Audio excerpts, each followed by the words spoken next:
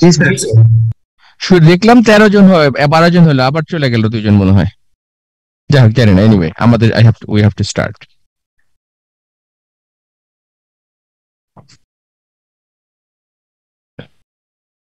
আচ্ছা, গত ক্লাসে আমরা 1 সেকেন্ড,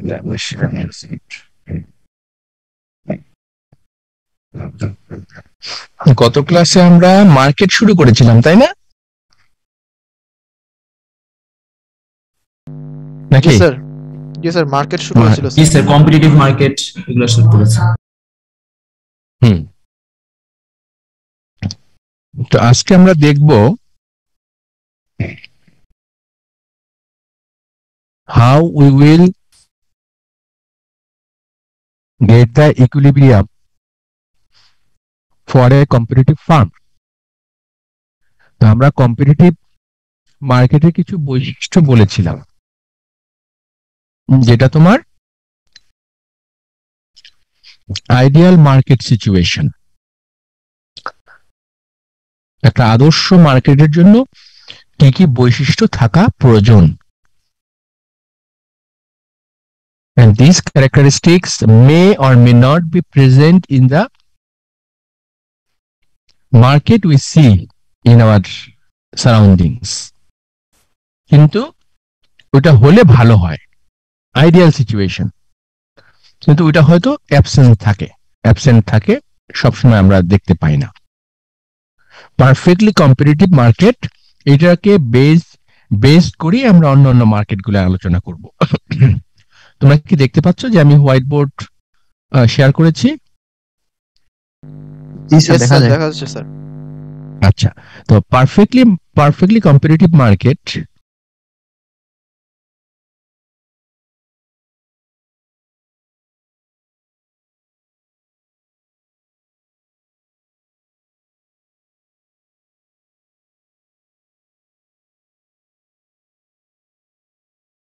ক্যারেক্টারিস্টিক গুলো কি কি গত ক্লাসে বলেছিলাম কিছু।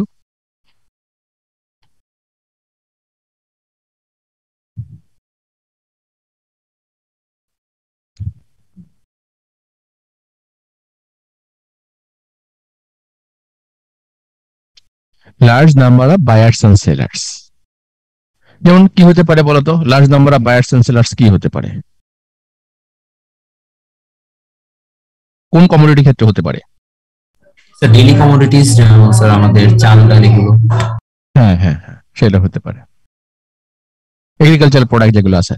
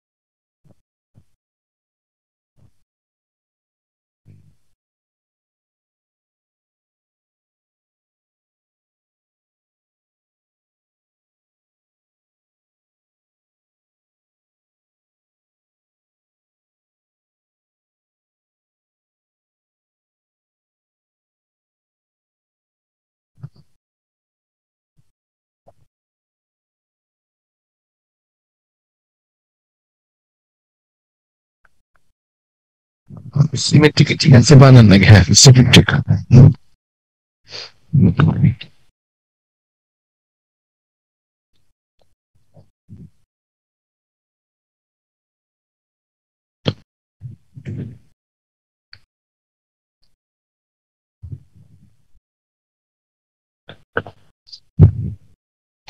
Perfect information অথবা symmetric information about product quality and price, যেটা তোমার সেলার এবং বায়ার দুজনের কাছেই থাকবে। আইডেন্টিক্যাল প্রোডাক্টস, ডিফারেন্সিয়েটেড হবে না, আইডেন্টিক্যাল প্রোডাক্ট। যেমন চাল, যে তোমার যদি আমরা বলি লাল চাল, কি বলে, চাল বিক্রি করলো, তো চাল বিক্রি করলে ধরো এখন এটা ডিফারেন্সিয়েটেড হয়ে গিয়েছে বিভিন্ন ভাবে। যেমন এখন বলে অর্গানিক, নন অর্গানিক, দেশি, দেশি মুরগি, অথবা আমরা বলি যে ফার্মের মুরগি অথবা কক, এভাবে বলি। তো এগুলো ডিফারেন্সিয়েটেড হয়ে গেছে। কিন্তু যদি আমরা বলি যে ধরো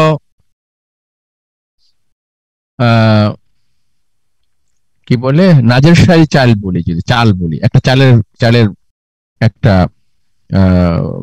যে কোনো একটা চালের নাম যদি বলি, নাজেরশাহী বলি অথবা তোমার ধরো ইরি চাল বলি, যে কোনো একটা চাল, সেই চাল বাংলাদেশের যেখানেই থাকুক ওই চালই কিন্তু একই প্রোডাক্ট, বুঝছো?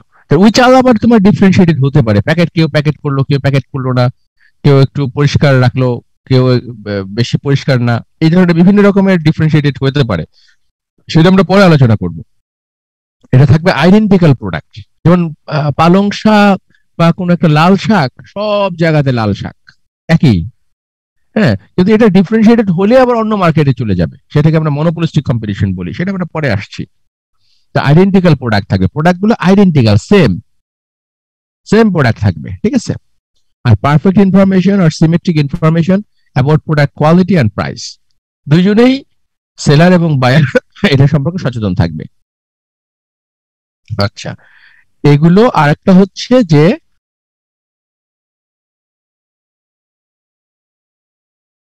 Farm is price taker.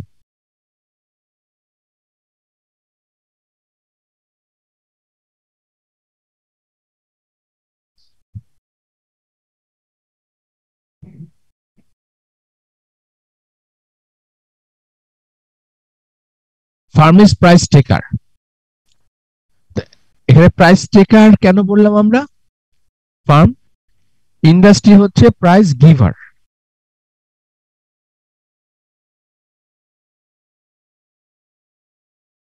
R firm হচ্ছে প্রাইস টেকার। কেন প্রাইস টেকার বললাম? কারণ একটা প্রোডাক্টের অনেক প্রডিউসার আছে, large number of producer.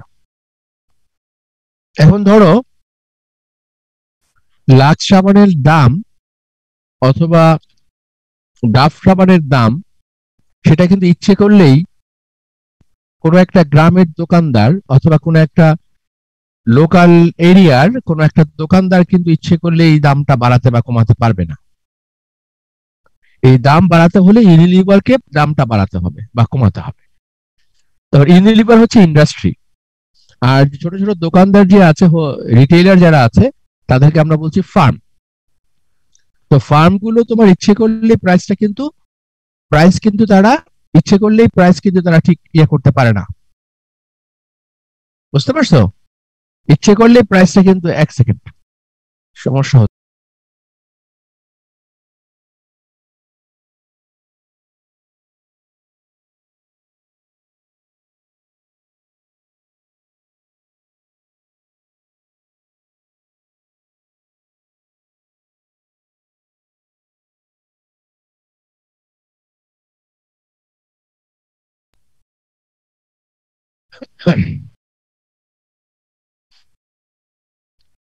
Sound আসছিল। আচ্ছা, ওকে। ফার্ম ইজ প্রাইস টেকার। তো তোমার যদি লাক্স সাবান বা ডাভ সাবানের দাম, একটা তোমার এলাকার কোনো রিটেইলার কিন্তু দামটা চেঞ্জ করতে পারবে না, দাম চেঞ্জ করতে হলে ইউনিলিভারকে চেঞ্জ করতে হবে। তার মানে এই ফার্মটা, তোমার এলাকার যে দোকানদার, যেটাকে আমরা ফার্ম বলছি, সে কিন্তু প্রাইস টেকার, মানে ইউনিলিভার যে দামটা ফিক্স করে দেবে সেই দামে তাকে নিতে হবে। তাহলে পারফেক্টলি কম্পিটিটিভ মার্কেটে ফার্মের ডিমান্ড কার্ভটা তাহলে কেমন হবে? আচ্ছা, তোমরা আমাকে বলতে পারো ডিমান্ড কার্ভের চেহারাটা কেমন হবে? মনে আছে তোমাদের ডিমান্ড এবং সাপ্লাই, যদি ডিমান্ড কার্ভ ইন জেনারেল বলতে পারো স্যার কেউ? ইন জেনারেল তো স্যার হ্যাঁ, inversely proportional. Sir sub quantity বাড়লে ডিমান্ড কমবে, বাট এটা পজিটিভ থাকবে, মানে নেগেটিভ সাইডে চলে যাবে না। হুম, এরকম তাই না? জি স্যার। আচ্ছা, একটু ব্যাকা হবে না, মানে স্ট্রিট লাইন তো হওয়ার কথা না। এরকম বলতেছো? জি স্যার। ওইটাই হবে অ্যাকচুয়ালি, বাঁকাই হয়, কনভেক্স এটা হয়, কারণ আসলে এরকমও হয় না, এটা হয়তো এমনও হতে পারে ডাউনওয়ার্ড স্লোপিং। ব্যাপারটা হলো যে তোমার এটা তো যদি আমি ডেটা নেই, ডেটা নিলে তো এক্স্যাক্টলি স্ট্রেট লাইন হবে না, মানুষের বিহেভিয়ার তো স্ট্রেট লাইন আচ্ছা, হয় না। আচ্ছা। জাস্ট তোমার দেখানোর জন্য আমি সিম্পলিসিটি আমরা এটা দেখাই। আচ্ছা, ফর সিম্পলিসিটি এটা দেখানো হচ্ছে। আচ্ছা, তো এখন যদি এখানে প্রাইস কি ফিক্সড, প্রাইস ডিফারেন্ট না for different quantity, G sir. কিন্তু পারফেক্টলি কম্পিটিটিভ মার্কেটের ক্ষেত্রে, পারফেক্টলি কম্পিটিটিভ ফার্মের ক্ষেত্রে কি হবে, প্রাইসটা কি হবে, প্রাইসটা এরকম চেঞ্জ হবে? রিটেলার ইচ্ছে করলে কি তোমার এলাকার দোকানদার উনি কি ইচ্ছে করলে দামটা চেঞ্জ করতে পারবে? No sir. না পারবে না। তারপরে তাহলে প্রাইসটা কেমন হবে বলো? ডিমান্ড কার্ভটা কেমন হবে দেখতে? প্রাইস তো ফিক্সড, যতগুলো কেন স্যার এরকম হবে না? হরাইজন্টাল অ্যাক্সিস এর প্যারালাল হবে sir. You right, thank you so much. এই এরকম হবে তাই না? তাই তো, এরকম প্রাইস ফিক্সড, ঠিক আছে? তাহলে পারফেক্টলি কম্পিটিটিভ ফার্মের ক্ষেত্রে ডিমান্ড কার্ভটা কেমন হবে? কেমন হবে? Parallel to the, parallel to the x Axis. Parallel to the x Axis, horizontal Axis, ঠিক আছে? এটা এটা আমাদের মনে রাখতে হবে। তো এই ক্যারেক্টারিস্টিক্স গুলো তোমাদের খেয়াল রাখতে হবে। Large number of buyers and sellers, যেমন চাল কিনতে গেলে অনেক huge number of buyers and sellers. Product গুলো আইডেন্টিক্যাল প্রোডাক্ট হতে হবে, ইনফরমেশন পারফেক্ট হতে হবে, দুইজনের কাছে সমান ইনফরমেশন থাকতে হবে about the product quality and price, and firm is price taker. এই ক্যারেক্টারিস্টিক্স গুলো থাকতে হবে, ঠিক আছে? এখন আমরা দেখব কিভাবে আমরা ইকুইলিব্রিয়াম পেতে পারি, কত অ্যামাউন্টে আমরা প্রোডাকশন করলে ইকুইলিব্রিয়াম, মানে কোন অ্যামাউন্টটা হবে ইকুইলিব্রিয়াম অ্যামাউন্ট ফার্মের জন্য, সেটা আমরা দেখব। তো এখানে কিছু কনসেপ্ট আমরা অলরেডি জানি, হ্যাঁ, কস্টের ক্ষেত্রে জেনেছি, কিন্তু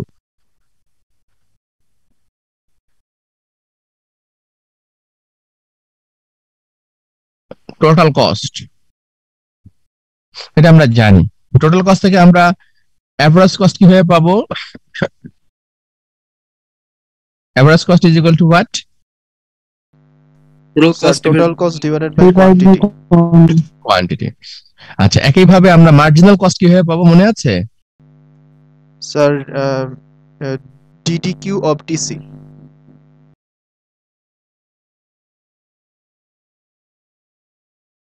তাই না? জি স্যার। এটা মার্জিনাল কস্ট। এখন আরেকটা বিষয় আমাদের একটু জানা দরকার, সেটা হলো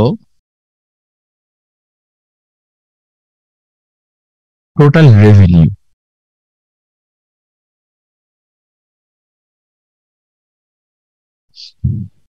পিকিউ, এটা বুঝতে পেরেছো? টোটাল রেভিনিউ পিকিউ মানে কি? P times Q. Sir total revenue হলো প্রাইস আর কোয়ান্টিটির গুণফল। উদাহরণ দাও। স্যার মনে করেন স্যার একটা স্যার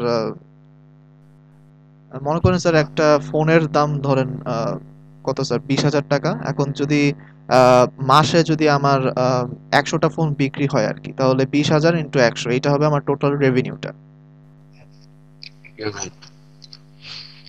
এটা হচ্ছে টোটাল রেভিনিউ। তাহলে অ্যাভারেজ রেভিনিউ কি হবে?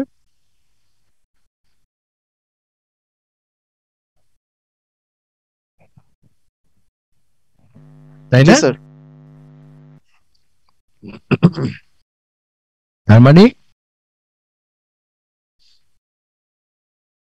ইজ ইকুয়াল টু পি, তাই না? জি স্যার। আচ্ছা, তাহলে পি হচ্ছে ডিমান্ড কার্ভ। আসলে পিটা হচ্ছে ডিমান্ড কার্ভ, যেটা আমরা দেখলাম কিছুক্ষণ আগে। Price fixed, price equal to যদি অ্যাভারেজ রেভিনিউ কার্ভ হয়, তাহলে আমরা যেটা দেখলাম এটাই তাহলে কি হবে বলো তো? অ্যাভারেজ রেভিনিউ কার্ভ হবে না? কিন্তু প্রাইস, জি স্যার। এটাই হবে অ্যাভারেজ রেভিনিউ কার্ভ, ঠিক আছে? আচ্ছা, এটা আমরা দেখলাম average revenue is equal to price. এখন আমাকে বলো তো মার্জিনাল রেভিনিউ কি হবে বলো তো? এই যে এইখানে যেটা আমরা দেখলাম,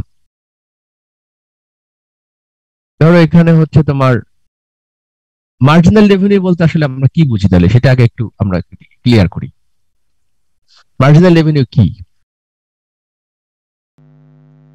what is sir marginal revenue? Sir DTR divided by DQ.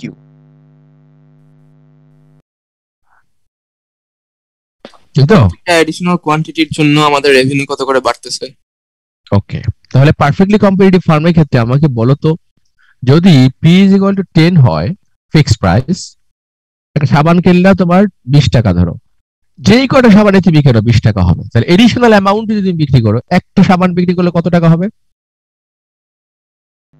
কলম 20 ধরো, টাকাই কলম হবে স্যার মার্জিন। 20 টাকা হয়। তা দুইটা যদি বিক্রি করো, মার্জিনাল কস্ট জিরো না স্যার? মার্জিনাল কস্ট না, মার্জিনাল রেভিনিউ, কেমনে যে কিভাবে জিরো হবে? এডিশনাল বিক্রি করলে, এডিশনাল একটা কলম বিক্রি করলে তুমি এডিশনাল কতটুকু টাকা পাচ্ছ, রেভিনিউ পাচ্ছ এক ইউনিটের জন্য? প্রাইসের সমান। প্রাইস সমান, তার মানে রেভিনিউ কি হবে? মার্জিনাল রেভিনিউ কি হবে? জিরো না স্যার? জিরো হবে না স্যার মার্জিনাল বাবা, রেভিনিউটা zero প্রাইসের কেমনে সমান হবে হয়? স্যার। প্রাইসের সমান। হ্যাঁ, তার প্রাইস কত? 20। আচ্ছা 20 হবে, তাই না? P তো জিরো কেন হবে বাবা? এটা যদি তুমি এক ইউনিট বিক্রি করলে এডিশনাল কতটুকু রেভিনিউ পাচ্ছ এক ইউনিট যদি বিক্রি করো? বুঝতে পারছি।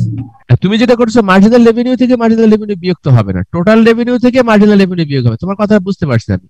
তুমি বলছো এরকম কথা, যেমন ধরো একটা বিক্রি করলে যদি 20 টাকা হয়, তাহলে দুইটা বিক্রি করলে 40 টাকা, তিনটা বিক্রি করলে 60 টাকা। এখন তুমি বলো, এখন তুমি বিয়োগ করো, তুমি যেটা করতে চাচ্ছ আর কি, 20 থেকে 20 বিয়োগ দিচ্ছ, সেটা তো হবে না। দুইটা বিক্রি করলে 40 টাকা, এখন তুমি তাহলে দেখো প্রথমটার জন্য 20 টাকা মার্জিনাল রেভিনিউ, দ্বিতীয়টার জন্য 20 টাকা, তৃতীয়টার জন্য 20 টাকা। Do you understand now? বুঝতে পারছো? মানে টোটাল রেভিনিউ কত হচ্ছে, একটা বিক্রি করলে টোটাল রেভিনিউ কত? একটার জন্য কত? 20, দুটার জন্য কত? 40, তিনটার জন্য কত? 60, টোটাল রেভিনিউ। আর মার্জিনাল রেভিনিউ হচ্ছে একটা বাড়ানোর জন্য অতিরিক্ত কত রেভিনিউ। তো 20 তো প্রথম তো একটা বিক্রি করছো, তাহলে মার্জিনাল রেভিনিউ হয় 20, দুইটা মিলে বিক্রি করে হচ্ছে 40 টাকা, তাহলে দুইটি সেকেন্ডটার জন্য কত টাকা? 20 টাকা। থার্ডটার জন্য কত টাকা? 20 টাকা। ফোর্থটার জন্য কত টাকা? 20 টাকা। 30 না, এটা 20, 20। বুঝতে পারছো? তাহলে এটা হবে মার্জিনাল রেভিনিউ। বোঝা গেল? কারো কোনো কনফিউশন আছে? স্যার বুঝতে পেরেছি। হ্যাঁ বলো বলো, কি বললা? বুঝতে পেরেছি স্যার। ও আচ্ছা, ঠিক আছে। হ্যাঁ, তাহলে আমরা long story short, we can write that for a perfectly competitive firm, this is the price curve, this is the average revenue curve, and also this is the marginal revenue curve because they are equal to price. তাহলে আরেকটা বিষয় তোমাদের একটু বলতে চাই আমি, সেটা হলো আমরা জানলাম যে মার্জিনাল রেভিনিউ হচ্ছে এক ইউনিট উৎপাদন করলে যদি উৎপাদন বাড়ানো হয় তাহলে অতিরিক্ত কতটুকু রেভিনিউ পাওয়া যাবে। আর মার্জিনাল কস্ট হচ্ছে এক ইউনিট উৎপাদন করলে অতিরিক্ত কতটুকু কস্ট হবে। তাহলে আমাকে বলো, যদি marginal revenue is greater than marginal cost হয়, তাহলে উৎপাদন বাড়বে না কমবে?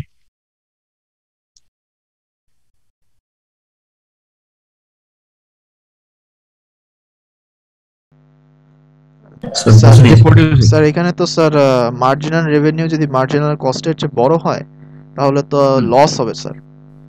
কেন বাবা বলো তো, কিভাবে লস হবে? তুমি একজন প্রোডিউসার, লাভ হবে।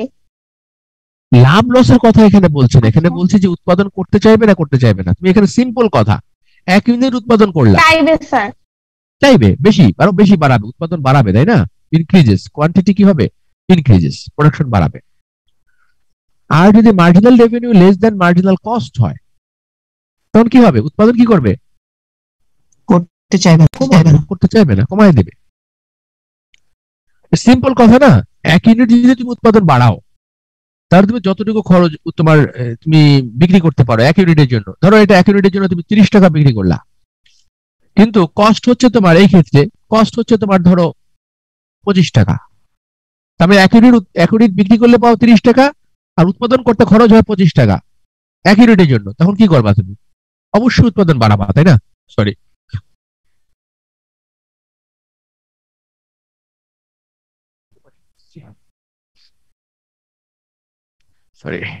the marginal revenue is greater than marginal cost, তার মানে উৎপাদন বাড়বে। আবার এক ইউনিট উৎপাদন করতে যদি খরচ বেশি হয়, দেন তুমি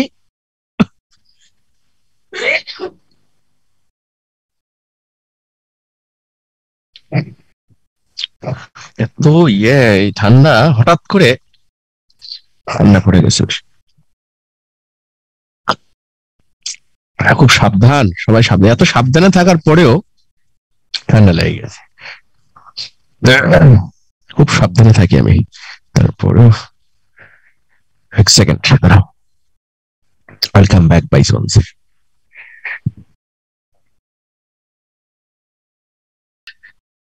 Just a nail. Okay. এই কথা, এই বিষয়টাকে বুঝতে পেরেছো তোমরা?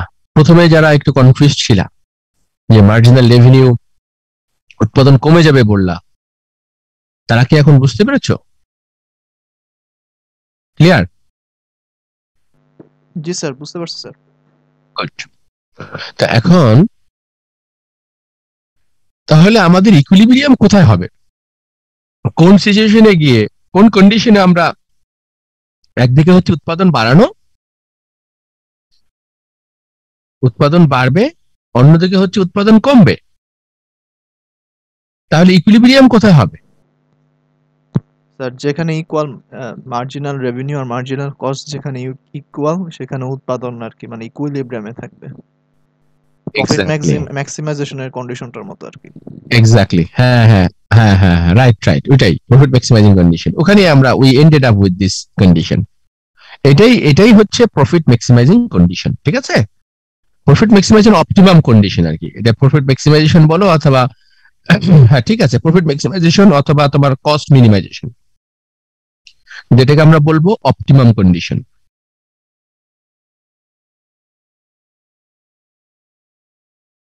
অপটিমাম কন্ডিশন, ঠিক আছে? Marginal revenue is equal to marginal cost, এটা তোমার ইউনিভার্সাল, এটা কিন্তু সব সময় মনে রাখতে হবে। যত মার্কেট আমরা পড়াবো, ইকুইলিব্রিয়াম কন্ডিশন হচ্ছে marginal revenue is equal to marginal cost, সব সময় মনে রাখবে, ঠিক আছে? এবং এটার মিনিংটা কি? মিনিংটা হচ্ছে আমি যদি এক ইউনিট উৎপাদন বাড়াই, তাহলে সেইটার জন্য আমি যতটুকু টাকা আমি পাবো, অতিরিক্ত টাকা পাবো, সেটা সমান সমান হচ্ছে সেটা উৎপাদন করতে অতিরিক্ত কতটুকু খরচ হলো, এই দুটা যদি সমান হয় তাহলে তাকে আমরা বলছি ইকুইলিব্রিয়াম কন্ডিশন, অপটিমাম কন্ডিশন আর ইকুইলিব্রিয়াম কন্ডিশন। আচ্ছা স্যার, ইকুইলিব্রিয়াম কন্ডিশনে কেবল প্রফিট হবে তাহলে? প্রফিটের জন্য খুব আচ্ছা দেখাচ্ছি। ইকুইলিব্রিয়াম কন্ডিশনে প্রফিট হতে পারে, আবার লস হতে পারে, তাই না? দেখি আমরা কি হয়। বলো। না স্যার, ওইটাই জিজ্ঞেস করছিলাম, কারণ ঠিক আছে আপনি বলেন। না না, really I appreciate your question, and আমি এটাই এই যে তুমি কোশ্চেন গুলো করছো না, এখন যে এটা পড়াবো না, এটা তুমি সারা জীবন মনে রাখবা। এই যে কিউরিওসিটি যেটা আসছে না, থ্যাংক ইউ সো মাচ, এখনই আমি তোমাকে সেই বিষয়গুলো দেখাবো। Just give me 1 or 2 minutes, এখনই সেগুলো দেখতে পাবা।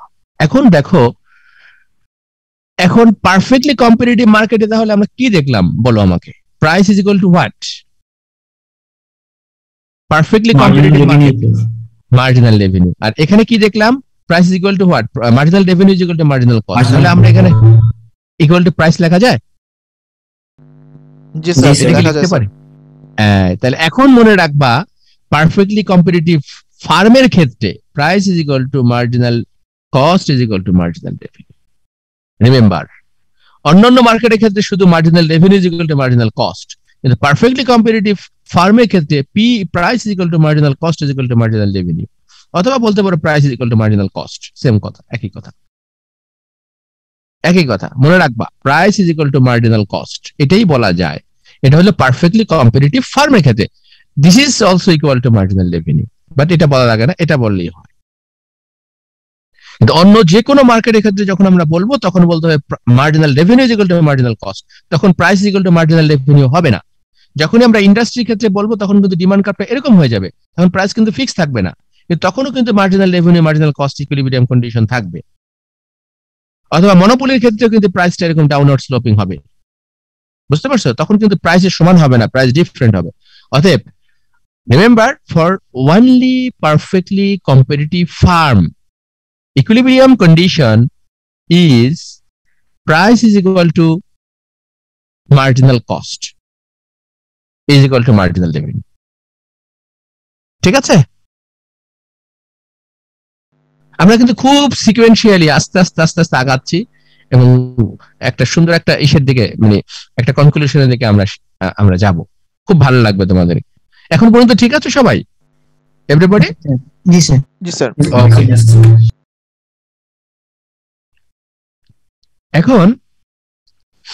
এখন আমরা একটু সামনে আগাই। so far we ended up this thing, price, এটা হলো কোয়ান্টিটি, মার্জিনাল রেভিনিউ। আচ্ছা, তাহলে ইকুইলিব্রিয়াম কন্ডিশনের জন্য আমার দরকার হচ্ছে মার্জিনাল কস্ট। তাহলে মার্জিনাল কস্ট যদি হয় তাহলে আবার মার্জিনাল কস্ট কার্ভটাকে আঁকতে হবে না নাকি? জি স্যার, আঁকা লাগবে স্যার। আঁকা লাগবে। তাহলে মার্জিনাল কস্টটা কেমন দেখতে মনে আছে? এমন? জি স্যার। আচ্ছা, তাহলে ইকুইলিব্রিয়াম কোথায় হবে বলো তো? Price is equal to marginal cost equal to marginal revenue, intersection point হবে।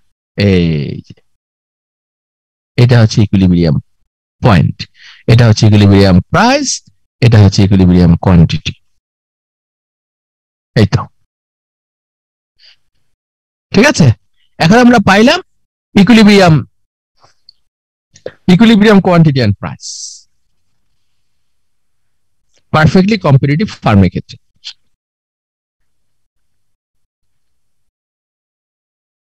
এখন ওই যে কোশ্চেনটা করলো,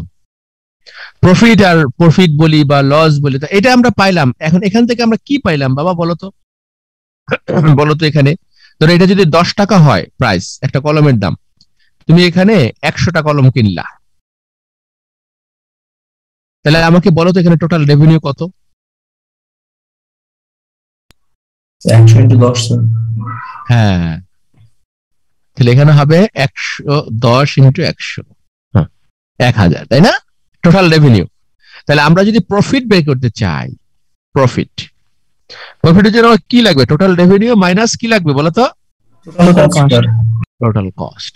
আর টোটাল কস্ট সমান আমরা জানি যে এভারেজ কস্ট সমান সমান হচ্ছে total cost divided by quantity. তার মানে হচ্ছে total cost is equal to হচ্ছে এভারেজ কস্ট টাইম কোয়ান্টিটি, তাই না? জি স্যার। আচ্ছা, তাহলে আমার এখন টোটাল কস্ট লাগবে। এখন টোটাল কস্ট আমি কিভাবে বের করবো? কোন কার্ভ? এখন এভারেজ কস্ট যদি আমি আঁকি এখানে, তাহলে এভারেজ কস্টের সাথে যদি কোয়ান্টিটি গুণ দেই তাহলে কি পাবো আমি? Total cost. Total cost. তাহলে আমরা এখানে একটা এভারেজ কস্ট কার্ভ আঁকি, এভারেজ কস্ট কার্ভ আঁকি। তাহলে তো এভারেজ কস্ট কার্ভ আঁকতে গেলে কিভাবে করতে হবে মনে আছে? এভারেজ কস্টের মিনিমাম পয়েন্ট হচ্ছে মার্জিনাল কস্ট কাট করবে। Exactly, thank you so much. তাহলে এখন বলো তুমি কি প্রফিট চাও না লস চাও? লস বলি প্রফিট বলি যাই বলি, আমি প্রথমে দেখাইলাম লসই দেখাইলাম, এরপরে প্রফিট দেখাচ্ছি। যদি সে লস হয়,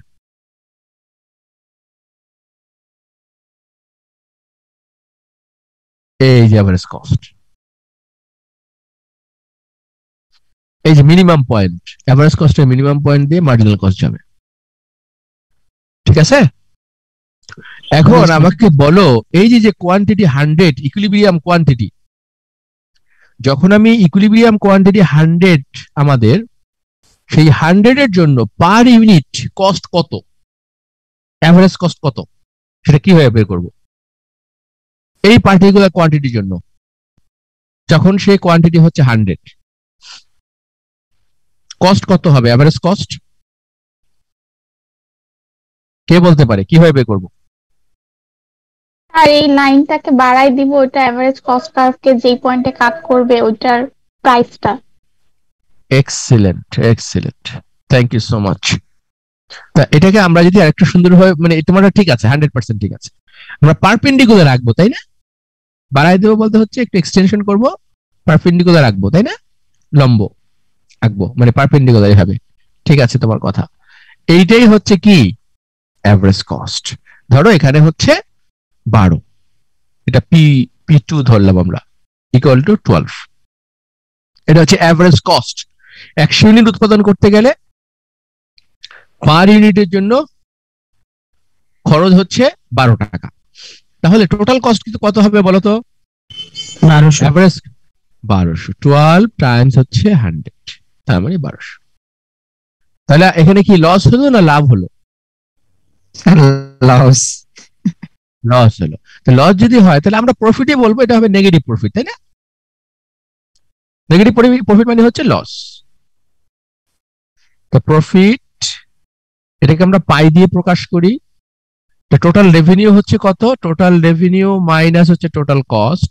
টোটাল রেভিনিউ হচ্ছে 1000, এটা হচ্ছে 1200, নেগেটিভ 200, এটা হচ্ছে লস, 200 লস।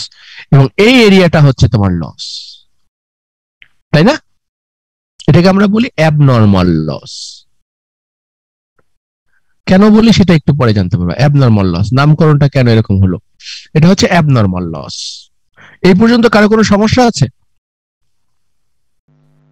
না স্যার। Everybody is good?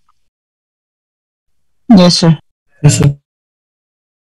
আচ্ছা এবার আমাকে বলো, যদি আমি প্রফিট করতে চাই তাহলে কস্টটা কি হতে হবে? এভারেজ কস্ট গ্রাফটা নিচে হবে না, মার্জিনাল রেভিনিউ?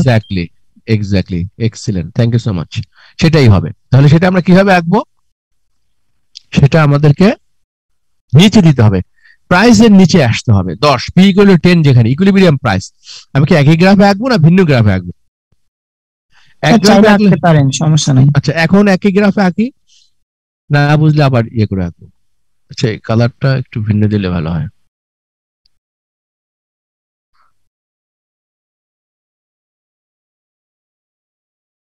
হলুদটা দেখা যাবে না,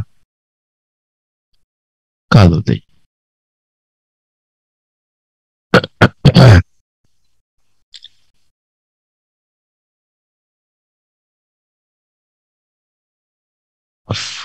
মিনিমাম পয়েন্ট হবে কিন্তু এভারেজ কস্ট। এই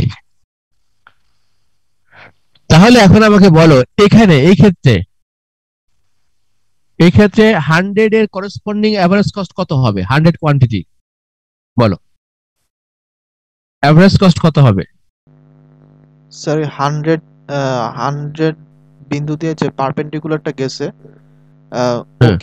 ওকিউর উপর যে পারপেন্ডিকুলারটা গেছে 100 এর উপর, মানে 100 বিন্দু দিয়ে, ওইটা মানে এসি কার্ভকে যেখানে ছেদ করতেছে ওইটা হবে আমার 100 কোয়ান্টিটিতে আমার এভারেজ কস্টটা। এই এটা ঠিক আছে না? P3 ধরো, এটা ধরলাম আমরা, এটা ধরলাম 5, ঠিক আছে? দেখো আমি যে আচ্ছা তাহলে এখন বলো, এখন তোমার টোটাল কস্ট কত হবে? টোটাল রেভিনিউ কিন্তু ঠিক আছে, হ্যাঁ 500 হবে না স্যার? হ্যাঁ এটা কত হবে? এটা হবে তোমার P টাইমস Q যদি ধরি আমরা, এটা P হচ্ছে তোমার 5, কোয়ান্টিটি হচ্ছে 100, এটা হবে 500। তাহলে এখন কি হবে? প্রফিট কত হবে? 1000 মাইনাস 500 ইকুয়াল টু 500, এটা হবে প্রফিট। তাহলে প্রফিটের পরিমাণটা আমরা কতটুকু দেখবো? এই পরিমাণটা হয় প্রফিট। এটাকে আমরা বলছি সুপার নরমাল প্রফিট।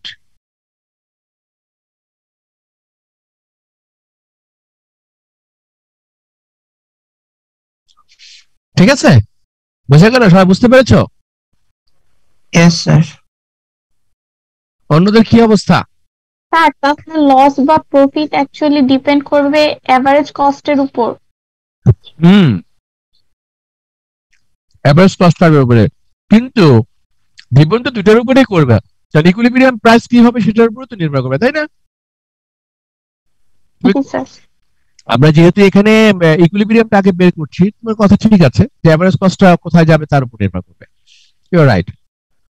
এখন যদি আমরা এই ইকুইলিব্রিয়াম প্রাইস যেখানে হয়েছে এই যে ই পয়েন্টে এভারেজ কস্ট কার্ভটা যদি এই দিক দিয়ে যায় তাহলে ঘটনাটা কি হবে বলো তো আমাকে, কি হবে? তার লস বা প্রফিট কোনোটাই হবে না। প্রফিট সমান সমান কত হবে? 0। 0 হবে। তার মানে এটাকে আমরা বলছি জিরো প্রফিট, এবং জিরো প্রফিটটাকে আমরা বলছি হচ্ছে নরমাল প্রফিট। এখন বুঝতে পারছো কেন আমি সুপার নরমাল বললাম, কেন আমি অ্যাব নরমাল বললাম? বুঝতে পারছো? স্যার এটা হচ্ছে আচ্ছা নরমাল। স্যার নিচেরটা super normal profit, middle point হচ্ছে নরমাল প্রফিট, তাহলে উপরেরটা কি অ্যাবনরমাল প্রফিট হওয়ার কথা মানে না? না না, অ্যাবনরমাল লস। অ্যাবনরমাল লস, ঠিক আছে। আচ্ছা, এটা জিরো প্রফিটটা আসলে কি zero? Actually, does zero profit imply zero? Actually, zero. No, it is not actually zero implies zero. কেন? কারণ জিরো প্রফিট আমরা তখনই বলি যখন তোমার সব ফ্যাক্টরস অফ প্রোডাকশন যেগুলো আছে, ল্যান্ড, লেবার, ক্যাপিটাল, এন্টারপ্রেনারশিপ, সবার প্রাইস গুলো দিয়ে দেওয়া হবে। ল্যান্ডের রেন্ট, লেবারের ওয়েজ, ক্যাপিটালের ইন্টারেস্ট, সবার প্রাইস, ফ্যাক্টরস অফ প্রোডাকশনের প্রাইস গুলো দিয়ে দেওয়া হবে। এবং এন্টারপ্রেনার হিসেবে তোমার প্রফিট তুমি নিলা, সবকিছু নিলা অপরচুনিটি কস্ট হিসেবে। এরপরে তোমার হাতে আর কিছু নাই, আর কোনো ইনকাম, আর কোনো কিছু নাই, তখন তাকে আমরা বলছি জিরো প্রফিট। জিরো প্রফিট হচ্ছে a producer can earn zero profit after paying the prices for all factors of production. তার মানে জিরো প্রফিট হলেও কিন্তু কর্মচারীরা বেতন পাচ্ছে, ব্যাংকের ইন্টারেস্ট দেওয়া হচ্ছে, বাসা ভাড়া দেওয়া হচ্ছে, সবকিছুই দেওয়া হচ্ছে। বুঝতে পারছো? জিরো প্রফিট বলতে কিন্তু এটা বোঝায়, জিরো প্রফিট মানে হচ্ছে সব ফ্যাক্টরস অফ প্রোডাকশনের প্রাইস গুলো দেওয়ার পরে আর কোনো টাকা থাকবে না। ব্রেক ইভেন পয়েন্ট বলছে, এটাকে বলে হচ্ছে ব্রেক ইভেন পয়েন্ট। রাইট, এটাকে আমি বলেছিলাম। জি স্যার, লাস্ট ক্লাসে ব্রেক ইভেন পয়েন্টটা মেনশন করেছেন। হ্যাঁ হ্যাঁ হ্যাঁ হ্যাঁ হ্যাঁ, এটাকে আমরা যখন নরমাল প্রফিট যখন হবে তখন আমরা বলছি ব্রেক ইভেন পয়েন্ট। এটাকে আমরা বলবো হচ্ছে ব্রেক ইভেন পয়েন্ট। তাহলে ব্রেক ইভেন পয়েন্ট সমান সমান কি হবে এটা কিন্তু মনে রাখতে হবে। ব্রেক ইভেন পয়েন্ট একটা কন্ডিশন এখানে আছে, ব্রেক ইভেন পয়েন্ট, এবং এটা সমান, এটাকে আমরা বলবো যখন এই কন্ডিশনটা হবে price is equal to average cost. Price is equal to average cost. Price, আর যখন লস হয় তখন কিন্তু average cost is greater than price. যখন প্রফিট হয় price is greater than average cost. কিন্তু যখন price is equal to average cost তখন হচ্ছে তোমার ব্রেক ইভেন পয়েন্ট। এটা ব্রেক ইভেন পয়েন্টের কন্ডিশন। ঠিক আছে, সবাই বুঝতে পেরেছো? জি স্যার। জি স্যার, বুঝতে কারো পারছি। কোনো কোশ্চেন আছে?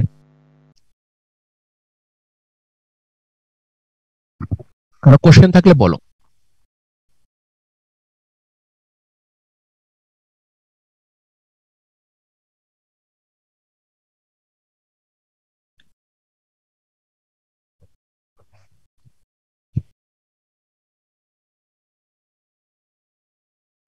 কারো কোনো কোশ্চেন আছে? না না স্যার। স্যার। তাহলে আজকে এই পর্যন্ত থাক। জি নেক্সট স্যার। ক্লাসে আমরা মনোপলিস্টিক কম্পিটিশন নিয়ে আলোচনা করব। ভালো লাগছে না? শিখতে পারছো না তোমরা সবগুলো মোটামুটি? এই আজকে যা শিখলাম, আজকে আমরা কি শিখলাম? পারফেক্টলি কম্পিটিটিভ মার্কেটের ক্যারেক্টারিস্টিক্স গুলো শিখলাম, তারপরে কিভাবে ইকুইলিব্রিয়াম কন্ডিশন শিখলাম, তারপরে তোমার কিভাবে আমরা প্রফিট, লস এবং নরমাল প্রফিট বা ব্রেক ইভেন পয়েন্ট পাবো সেটা দেখলাম। খুব ভালো, আমার মনে হয় আমরা কনক্রিট ডিসক্রিট কিছু শিখতে পেরেছি। আমরা কি শিখলাম সেটা কিন্তু আমরা সবাই বলতে পারবো, পারবা না? জি স্যার, Okay. পারবো স্যার। জি স্যার, পারবো স্যার। Good, very good. এগুলো এখন কিন্তু ম্যাথমেটিক্স কিন্তু থাকবে। ওই যে শমসুজে যে বইটা আছে না, ওখানে সার্চ দেবা পারফেক্ট কম্পিটিশন অথবা পারফেক্টলি কম্পিটিটিভ ফার্ম, সার্চ দেবা, সার্চ দিয়ে ওখানে ম্যাথস আছে, এই ম্যাথস গুলো করতে হবে। ডিমান্ড কার্ভ যদি দেওয়া থাকে, এরকম দেওয়া আছে, ডিমান্ড কার্ভ দেওয়া থাকবে, এই মার্জিনাল রেভিনিউ কস্ট কার্ভ দেওয়া থাকবে, তখন তোমাকে ইকুইলিব্রিয়াম, এই পয়েন্ট, এটা এই যে কিউ স্টার, পি বার, এগুলো বের করতে হবে। বুঝছো? যেমন টোটাল কস্ট কার্ভ দেওয়া আছে আর হলো ডিমান্ড কার্ভ দেওয়া আছে। এরপর এখান থেকে কিন্তু এগুলো বের করা সম্ভব। এরপরে টোটাল কস্ট কার্ভ থেকে তুমি কিন্তু এভারেজ কস্ট কার্ভ পাবা, সেখান থেকে তুমি কিন্তু মার্জিনাল কস্ট কার্ভ পাবা। আর ডিমান্ড কার্ভ যেটা আছে সেটা হচ্ছে average revenue curve. Average revenue curve হলে সেখান থেকে তুমি টোটাল রেভিনিউ পাবা, কোয়ান্টিটি দিয়ে গুণ দিলে টোটাল রেভিনিউ, আর টোটাল রেভিনিউ পাইলে তুমি কিন্তু মার্জিনাল রেভিনিউ পেয়ে যাচ্ছ। ঠিক আছে? জি স্যার, এগুলো সামস আউট সিরিজের বইটা থেকে করব? ওখানে আছে, দেখো অন্য জায়গা থেকেও করতে পারো, কিন্তু থাকবে পরীক্ষায় কিন্তু এগুলো দেবো আমি। আর তোমরা আচ্ছা। চাইলে দুই একটা আমরা এক্সাম্পল ক্লাসে আলোচনা করব। স্যার নেক্সট ক্লাসে আমরা একটা এক্সাম্পল করলে মেবি ভালো ঠিক হতো। আছে, আচ্ছা ঠিক আছে তাহলে। ওকে, ভালো থেকো সবাই, হ্যাঁ সাবধানে থেকো। ওকে, আসসালামু আলাইকুম। ওয়ালাইকুম আসসালাম। আসসালামু আলাইকুম স্যার। ওয়ালাইকুম আসসালাম।